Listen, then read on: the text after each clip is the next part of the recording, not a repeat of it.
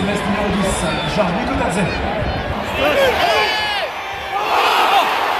Il nous reste 4 matchs. Si on fait les 4 matchs comme on a joué les 10 précédents, on est mort.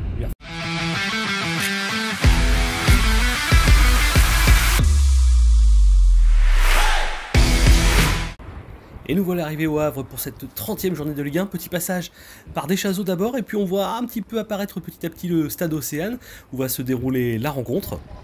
Et arrivé sur le parvis du stade, on va en profiter pour se diriger tout de suite vers le local des Agfans, histoire de profiter de l'avant-match avec une très bonne ambiance. C'était déjà bien garni, on voit qu'il y a déjà pas mal de monde juste avant la rencontre. Et puis du coup, il y avait encore de l'enthousiasme, de l'ambition à ce moment-là. Allez, maintenant direction les tribunes pour profiter de l'ambiance de cette rencontre et de cette belle journée de football. Rentrée de Ciel Marine, le vestiaire, on encourage un maximum de bruit pour encourager le Ciel Marine et accompagner le vestiaire. Nous sommes partis pour le 11 de départ, côté Ciel Marine.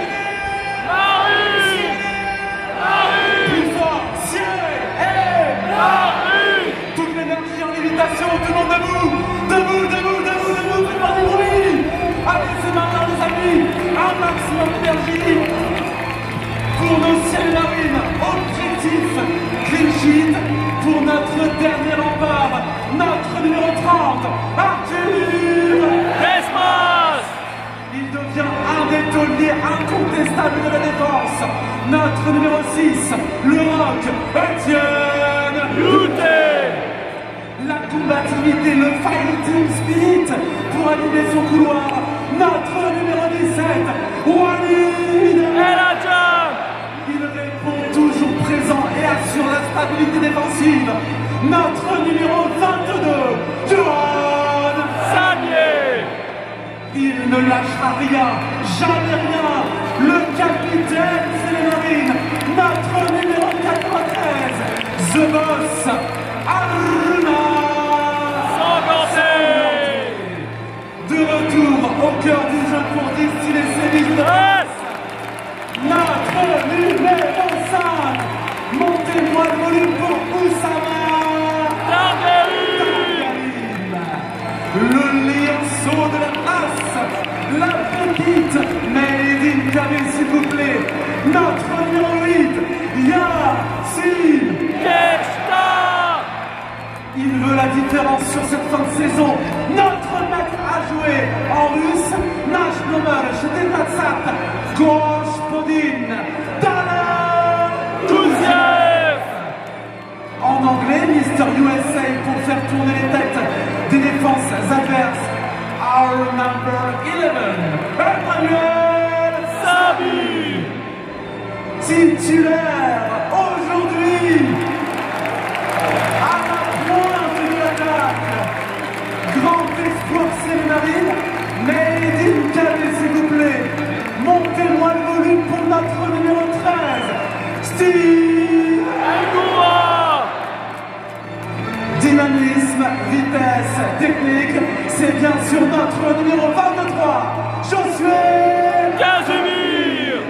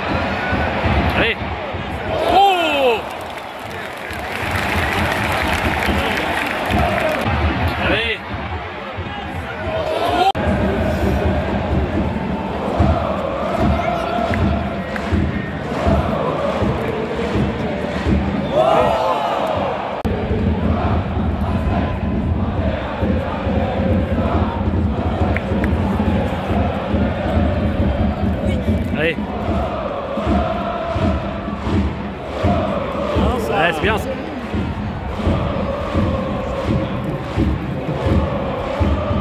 Ah, dommage.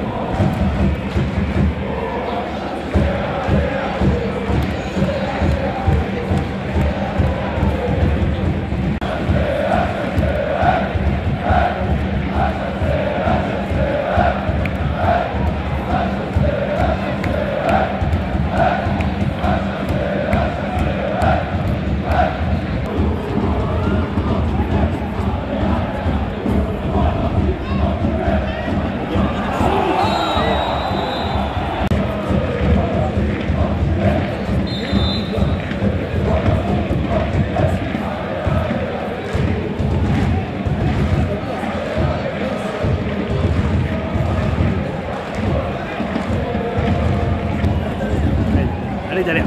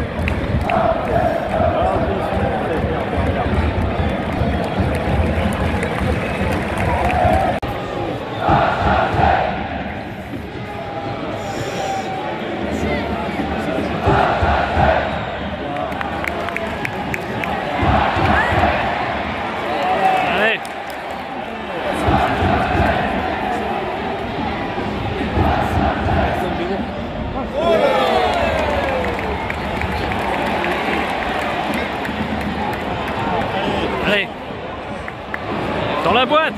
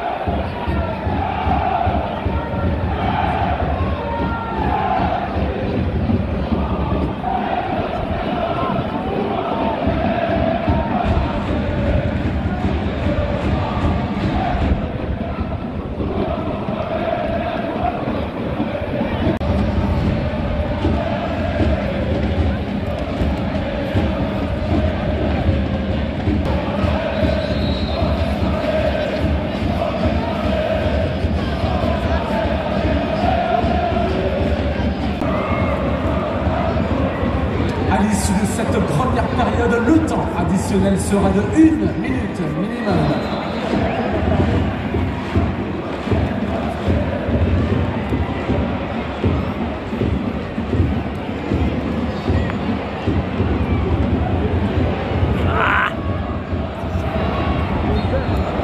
Oh non.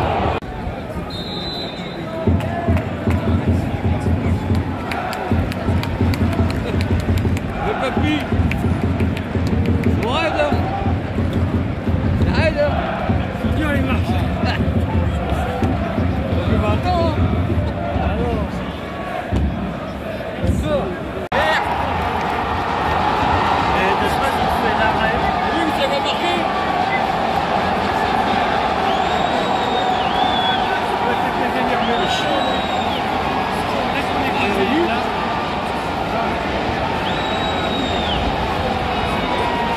pour le FC Metz numéro 10, Georges Nikodadze.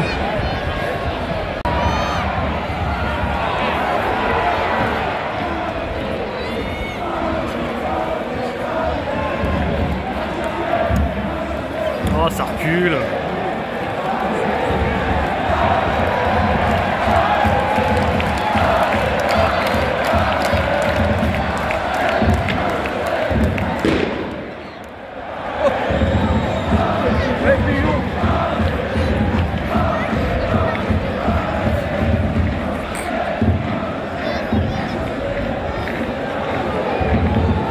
Allez.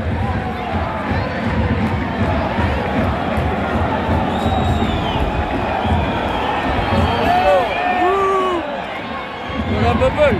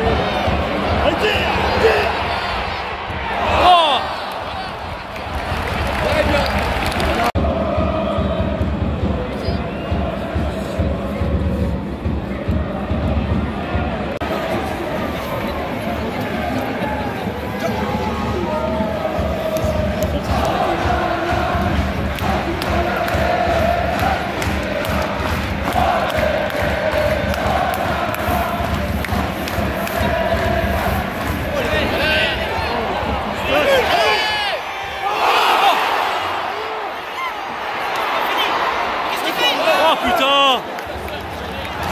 Allez!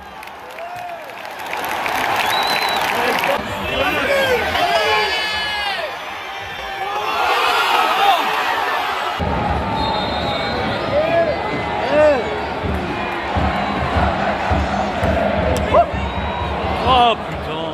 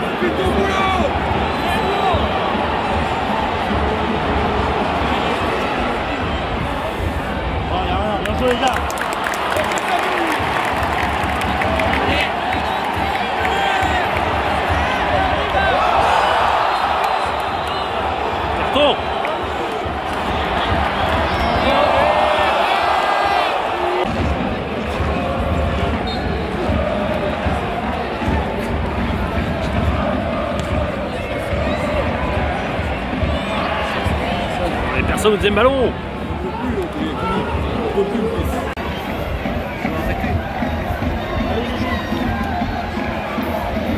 Allez.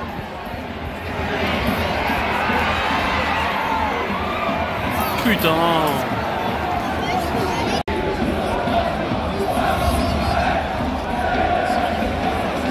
À l'issue de cette seconde période, le temps additionnel sera de 6 minutes minimum. Allez. Ça va. Non.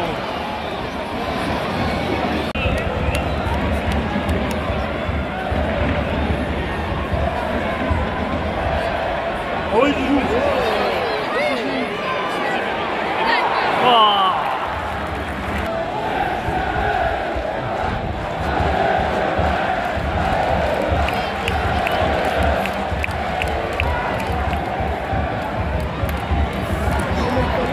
Mais mets-la dans le tas!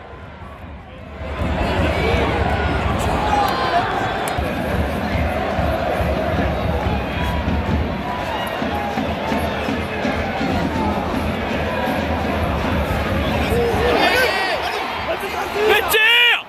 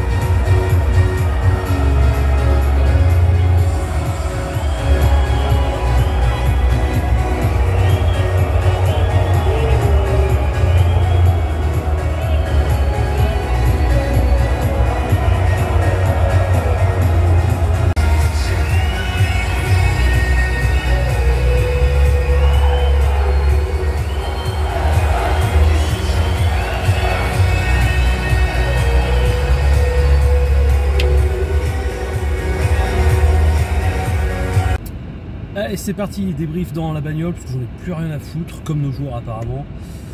Donc, un des pires matchs, je crois, que j'ai vu à Océane cette saison. Enfin, je veux dire, Metz, sans leur faire offense, c'était vraiment, vraiment faible. À part Mikotadze, il n'y a rien. De toute façon, il marque un but, c'est Mikotadze, il touche une fois le poteau, c'est Mikotadze. Il n'y a eu aucune construction messine pendant 90 minutes, et on arrive à paumer. Donc, c'est quand même assez incroyable, face à une équipe qui était venue clairement pour jouer le contre, et en plus on le savait, quoi. Enfin, je veux dire, on le savait qu'ils n'allaient pas proposer du jeu Metz. Et c'est normal, je veux dire, c'est pas eux de le faire.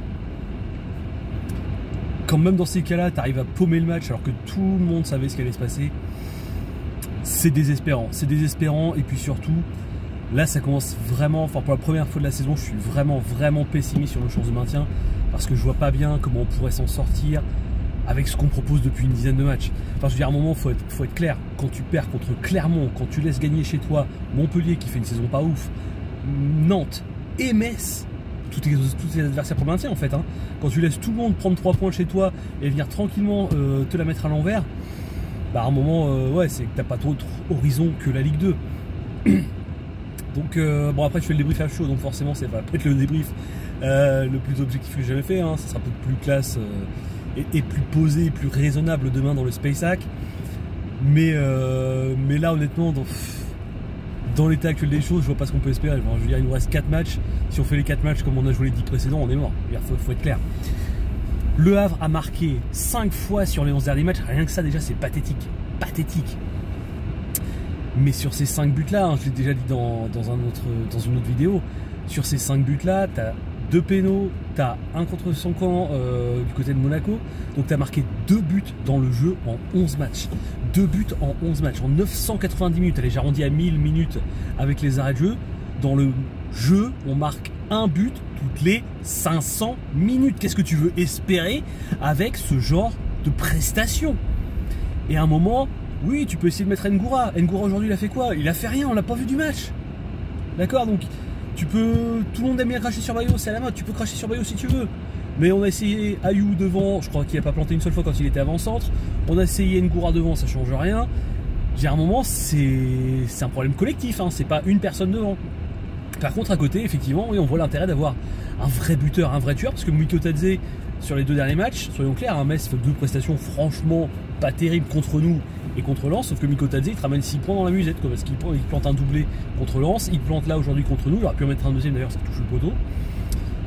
Donc voilà, à un moment, voilà, mais moi je me demande vraiment, est-ce qu'il me fait chier, hein, désolé pour le vocabulaire et pour les oreilles chastes, ce qui me fait chier, ce qui m'emmerde, c'est de me demander où est passée l'équipe de la première partie de saison. Je veux dire, on n'a quasiment pas perdu de joueurs, on a perdu Alioui, mais c'était pas Alioui non plus qui avait fait la première partie de saison à lui tout seul, faut être honnête, même si c'est un bon joueur. Hein. On a perdu pas grand monde, on n'a pas recruté, mais du coup voilà. Et du coup, comment cette équipe, qui avait été 11e en début de saison, elle peut être aussi apathique, aussi pitoyable, aussi, excusez-moi le terme, hein, aussi pathétique qu'elle l'est maintenant. C'est-à-dire, c'est absolument incompréhensible. Alors, il y a pas mal de regards qui se tournent vers l'entraîneur. J'ai envie de dire oui et non, parce que c'est aussi lui qui était responsable de notre 11e place à 19e journée. Donc, mais clairement, alors est-ce que le discours passe plus? Est-ce que on s'est vu trop beau trop vite? Est-ce qu'on n'y croit plus? Je sais pas. Maintenant, voilà, on essaie de mettre un petit peu de raisonnable pour finir ce débrief. Ben, au niveau mathématique, on n'est pas si largué que ça. Il reste 4 matchs. Il nous reste Strasbourg à domicile qui a plus grand chose à jouer, donc potentiellement, si jamais on décide de sortir les doigts du cul, une victoire. Si jamais on décide de continuer comme on le fait en ce moment, c'est clair que c'est mort. Marseille et Paris qui, mine de rien, ont quand même d'autres objectifs en cette fin de saison, donc qui n'ont peut-être pas privilégié le championnat. Nice qui, mine de rien, quand même a galéré depuis la deuxième partie de saison. En soi, il y a quand même peut-être moyen d'espérer aller chercher des points. Mais il va falloir sérieusement que les joueurs se réveillent. Parce que si on joue comme on joue depuis 10 matchs, on est mort, c'est clair. Bref, voilà pour ce débrief plein d'amertume. Pas comme la délicieuse bière hein, que j'ai pu tester aujourd'hui au local Hackfan. Salut d'ailleurs à tous les membres de la FED que j'ai pu croiser aujourd'hui, et salut d'ailleurs à tous ceux avec qui j'ai pu discuter aujourd'hui. On se revoit dans 2 semaines au stade. Moi je ne serai pas là à Paris, même si j'espère voilà, un bon résultat et un beau déplacement. Apparemment il y aura encore un parkage bien rempli côté Havrais. Mais voilà, moi j'espère juste qu'ils vont se rendre compte qu'on est un peu dans la dernière ligne droite, que c'est notre dernière chance et que faut la jouer quoi. Je veux dire, à un moment, sortez-vous les doigts du cul, faites-vous plaisir et puis tirez quoi, tirez au but. On n'est pas obligé de jouer à la baballe jusqu'à pousser la balle dans le but. Je veux dire, à un moment, on a des joueurs qui sont capables de planter une frappe de 20-25 mètres. Donc voilà, soit on se réveille, soit on meurt. C'est à Wackman de choisir. Allez, ciao la team, c'était Nasty, à bientôt pour une nouvelle vidéo.